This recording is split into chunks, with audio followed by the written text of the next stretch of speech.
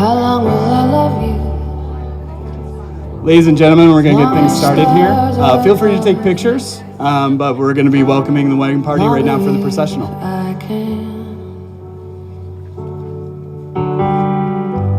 How long will I need you? As long as the seasons need to follow their plan. How long will I be with you? As long as the sea is bound to wash upon the sand. How long will I want you? As long as you want me to. And longer by far. How long will I hold you? As long as your father told you. As long as you are. How long will I give to you? As long as I live to you. And however long you say. How long will I love you? As long as stars are above you. Longer if I may.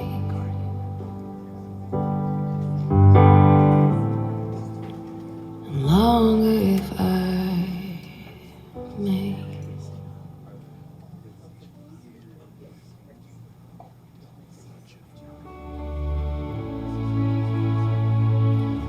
If you're sitting, please rise for the bride as you are able.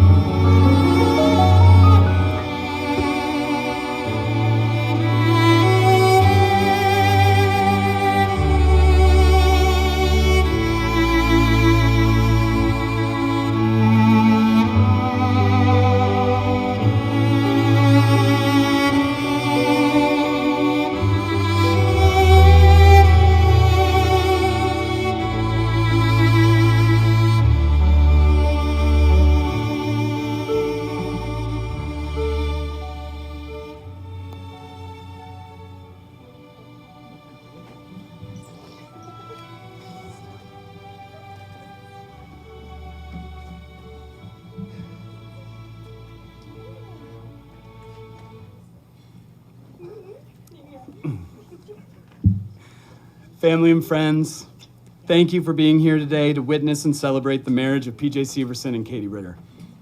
I am honored to officiate this wonderful and momentous ceremony for this lovely couple. I had heard through the grapevine that I was to be tasked with officiating today. Weeks passed as I waited for PJ and Katie to ask me to do so.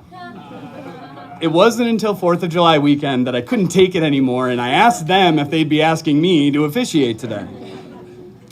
It was a unique and chaotic way to get me up in front of you today, but that's kind of the way they roll, isn't it? The word chaos usually invokes a negative connotation.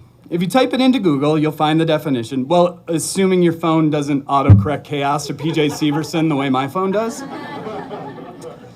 The standard definition is complete disorder and confusion. Stop nodding your heads. I know it fits, but I'm not finished yet. The definition of chaos as it applies to physics is behavior so unpredictable as to appear random. If you didn't know these two, you'd almost certainly describe their behavior as so unpredictable as to appear random. Appearances can be deceiving, however. When you genuinely know these two people standing before you today, it's clear that their lives only appear chaotic to the outside viewer. This is due to their never-ending quest to make memories and those they love happy. It's not enough for these two to just have a good time. They work tirelessly to make their experiences epic. I'm sure all of you in attendance have at least one epic memory thanks to these two, if not multiple. If you don't have one yet, hang around. I'm sure there's going to be one to find this evening. They not only spend their workdays serving customers at the local 218, but they do it at home as well. If they're expecting 10 people to hang by the pool, there will be outstanding food and cocktails for 100. Everyone they invite is not only allowed, but encouraged to bring a +1 or 5. Clearly, they share the acts of service love language by tending to the needs of those around them. You see this from Katie as she tends to her garden, or for Milo and Finley. If she senses that her acts of service are insufficient, she'll hit you with her next favorite love language, physical touch. If you know a Severson, you know this is a language we're not fluent in. But that doesn't prevent Katie from doling out hugs, kisses, and back scratches when you need them the most. Sometimes you don't even know you need them until it's happening to you. Katie is an easy laugh, a laugh as infectious as her smile. Moreover, she can laugh at her own expense, a must if you intend to spend your life with a Severson. She has a way of coming up with idioms she claims to be Swiss, but I think of them as Katieisms. That old filthy bowl her dogs drink out of by the pool, for example, that's Grandma's sugar bucket. You know, like you all have in your homes. If she thinks you're embellishing a story, she'll ask, "Is that true, or are you pulling the bacon through my teeth?" Of course, Katieisms lead to incessant teasing, but she takes it all in stride with grace. Katie has a knack for bringing a ray of sunshine with her wherever she goes, especially today. She brings an unbridled enthusiasm along with it and will encourage those around her to reach for the stars. She's the sort of person you want in your corner, and I'm so thankful she has chosen to be in PJ's. Speaking of PJ, my brother PJ will make you the best food you've ever tasted. Once, when he came back from Washington, D.C. when I was a kid, he made me ranch from scratch in our kitchen for some carrots. We're out of fruit snacks, I think. I watched him gather the ingredients and whip it up in minutes. And at the time, I thought, he's magic. I know now that what he does in the kitchen isn't magic, it's art. If you're in a jam trying to make something or fix a mistake in the kitchen, calling PJ for help is like calling in Mariano Rivera to close a baseball game. Regardless of the situation, he'll get the save and he'll make it look effortless. The kitchen isn't where his acts of service fully shine, which is really saying something. PJ shows up. Despite an unpredictable and busy schedule, he'll be there if you need him, or even if he senses that you need him. He'll be sleep deprived, he'll have to take a few phone calls, and he'll criticize and make fun of you the entire time, but he'll be there. That's what makes him so special as a friend, a son, a brother, a father, and a partner. He's there when you need him most. However, I caution leaning on him for help crafting a critical text message or relying on his facts to help get you out of a problem.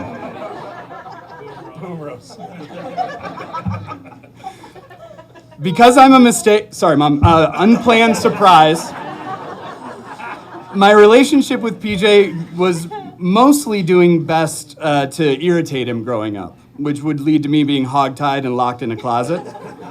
That happened. Our relationship has grown over recent years. PJ and I spend most of our time one-on-one after midnight watching stand-up comedy and talking. He goes out of his way to be a fantastic uncle to my children.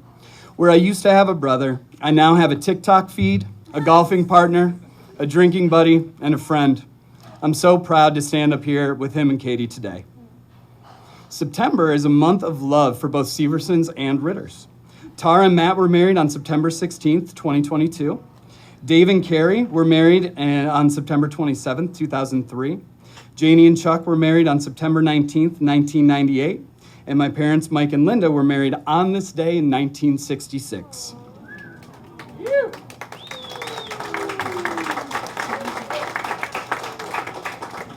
And that reminds me, your wedding or your anniversary presents are all in the mail.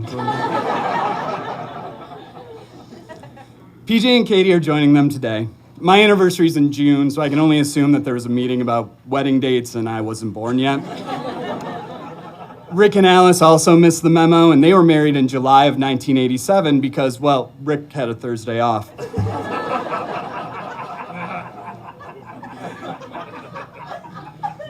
While all those couples share September as an anniversary month, they have vastly different relationships. So often we work to fit our relationships into a box of what we've been told is perfect. But no matter how perfect we think our relationships are, people are still going to criticize them privately. They'll say things, can you believe they talk to each other like that? Why are they so affectionate? They argue about everything. I mean, if arguing is a sign of a bad relationship, watch my parents back up a camper and explain to me how they've made it 57 years.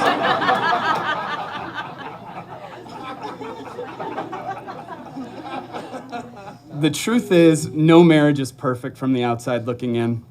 Relationships are like a golf swing. They all look different, but the best ones have the same thing in common: the face is squared impact. If you've seen Katie golf, you know she understands this fact. If you've seen PJ golf, well, sometimes even the best looking swings can post the worst scores, you know what I'm saying? So when it comes to your marriage, swing your swing. Don't worry about what the onlookers may think, because even the most chaotic swing can square the face at impact. When you're truly in love, it doesn't matter if people claim your life is chaotic. Let them. Your duty as a partner is not to impress others. It's to love your partner, no matter what. As you embark on the journey of marriage together, I'll offer the two of you words from poet Robert M. Drake. Look deeper through the telescope and do not be afraid when the stars collide toward the darkness, because sometimes the most beautiful things begin in chaos. Today marks the start of the next leg of your journey together, filled with fantastic days and miserable days and everything in between. At times, it will feel so unpredictable as to appear random. Remember, you are a couple tailor-made for this. So steer into the chaos, lean on each other, and have faith that there is nothing you can't conquer together, no matter what the universe may throw your way. We will now hear a poem read by Emily Rose Severson.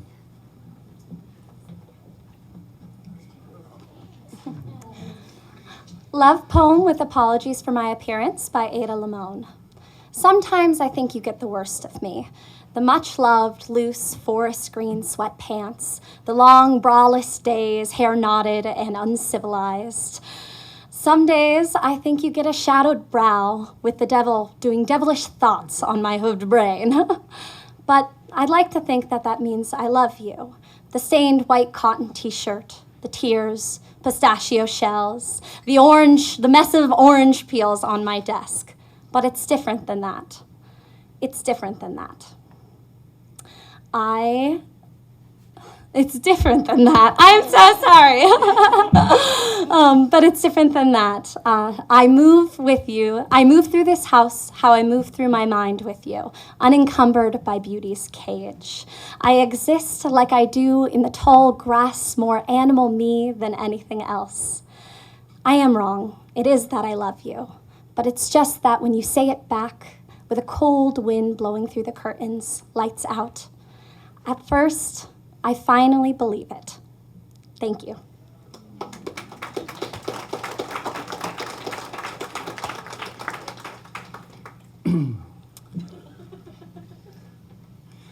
PJ and Katie will now perform a unity planting ceremony. The soil these two have brought together are from 3 places of importance in Katie and PJ's lives.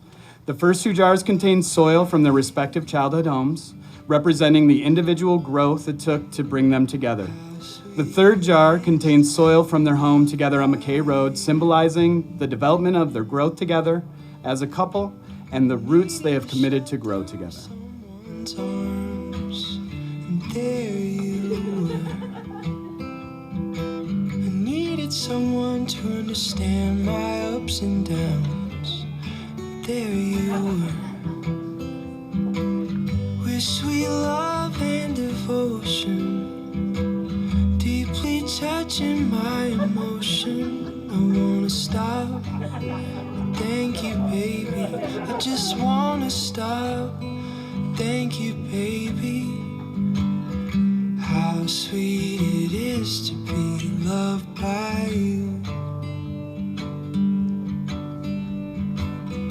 How sweet it is to be loved by you. close my eyes at night, wondering where would I be without you in my life. Everything I did was just a bore. Everywhere I went seems I've been there before. But you brighten up for me for all of my days, with a love so sweet in so many ways. I wanna stop, but thank you, baby. I just wanna stop. Thank you, baby.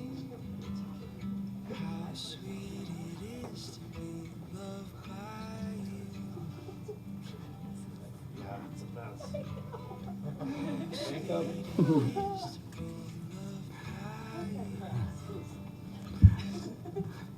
PJ and Katie will now exchange vows and rings as a symbol of their promises they have made and their infinite commitment to each other. Corey, will you please hand PJ Katie's ring?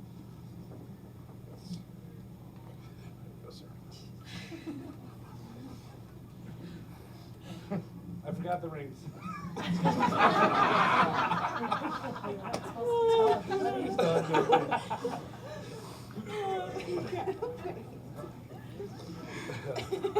Go ahead and just slide it on. Yeah. All right. PJ, do you give this ring to Katie as a reminder that you will love and honor her and be her biggest supporter and ally? Will you share in her laughter and joy, comfort her through tears, celebrate her successes, and help her work through challenges from this day forward as long as you both shall live? If so, please say I do. Corey, will you please hand Katie PJ's ring?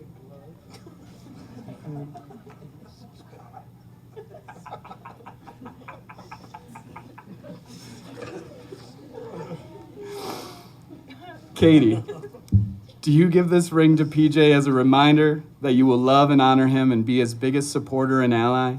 Will you share in his laughter and joy, comfort him through tears, celebrate his successes, and help him work through challenges from this day forward as long as you both shall live? If so, please say I do. I do. Got her. Now, in front of your closest friends and family, I pronounce you husband and wife. PJ, you may kiss Katie. All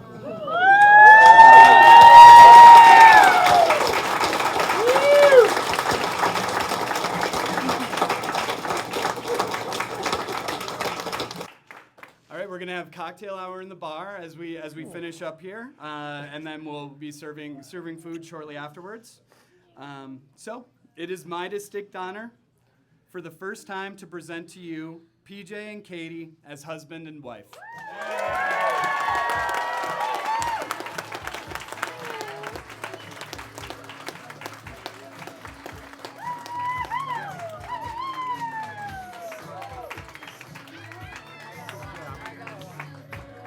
Nice. Well done. Seriously knocked out. Well done. That was fun. Here you go, Timmy. Thank you. When I get married, you're going to be the guy that does it. That was really good.